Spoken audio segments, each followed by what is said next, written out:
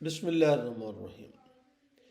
Win lose اور quit, جیت جو، شکست مان لو یا پھر گیم سے باہر نکل جاؤ۔ میرے اپنے اندازے کے مطابق انسانی زندگی کا دار و مدار ان تین الفاظ پر ہی ہے۔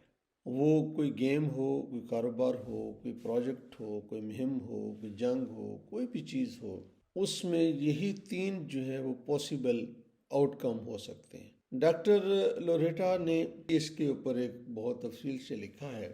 انہوں نے تو یہ لکھا ہے کہ یہ اینیملز کی یہ ایک خصوصیت ہے کہ جب وہ ہار جاتے ہیں تو وہ گیم سے باہر نکل جاتے ہیں، اور ان کا یہی ایک ایشو بنتا ہے کہ جب وہ سمجھتے ہیں کہ اب وہ جیت نہیں سکتے تو وہ میدان سے بھاگ جاتے ہیں۔ لیکن انسان کے ساتھ یہ معاملہ جو ہے وہ بہت مختلف ہے۔ لیکن سب سے آسان یہی ہے کہ آپ ہار گئے ہیں، اب آپ دوبارہ کوشش نہیں کریں گے اور گیم سے باہر نکلیں، اسٹاپ پلینگ۔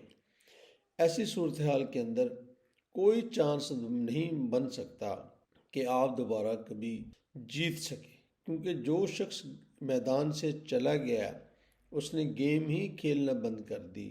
میدان سے وہ نکل کر باہر کہیں اور جگہ پہ چلا گیا۔ وہ میدان کھیل کا ہو سکتا ہے، کرکٹ فٹ بال کا ہو سکتا ہے، وہ میدان کاروبار کا ہو سکتا ہے، وہ میدان کسی بھی کوئی بزنس کا ہو سکتا ہے، کاروبار کا ہو سکتا ہے، یا کوئی نوکری کا، کوئی کسی پروجیکٹ کا ہو سکتا ہے۔ جب آپ نے کھیلنا بند کر دیا تو پھر جیتنے کا تو کوئی چانس نہیں ہے۔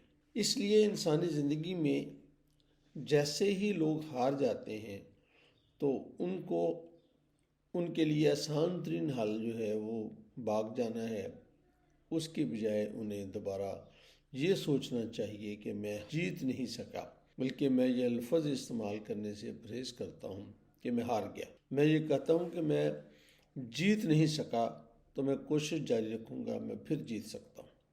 اس لیے جیسے ہی مجھے اور آپ کو کہ زندگی میں کوئی ایسا معاملہ پیش آئے جب ہم جیت نہ سکیں، ہارنے کی بات نہیں میں کر رہا، میں جیت نہ سکیں، تو ہمیں یہ سوچنا ضرور چاہیے کہ مجھے بھاگنا نہیں ہے۔ میدان چھوڑ کر بھاگنا عام طور پر جانوروں کی ایک صفت ہے، وہ وہاں سے میدان سے بھاگ جاتے ہیں اور دوبارہ نہیں آتے۔ لیکن اگر میں اور آپ کوئی کام کرنا چاہتے ہیں تو یہ ممکن نہیں ہے دنیا میں وہ ٹیم جو 100 مرتبہ جیتی ہو وہ کبھی نہ کبھی اس کو ہارنا پڑتا ہے۔ ابھی حال ہی میں آپ کے سامنے ایک مثال ہے، یہ جو ایک ورلڈ کپ ہوا کرکٹ کا، اس میں مسلسل انڈیا جیتا رہا اور آخر میں وہ ہار گئے، اور اب اس کے بعد ان کا رویہ یہ نہیں ہونا چاہیے کہ اب وہ دوبارہ نہیں کھیلیں گے، وہ کھیلنا چاہیے انہیں، اور چانسز ہیں کہ وہ دوبارہ پھر جیت سکیں۔ آئیں کوشش کریں کہ زندگی میں جہاں بھی ہمیں کامیابی نہ ہو سکے تو میدان چھوڑ کر نہ بھاگیں۔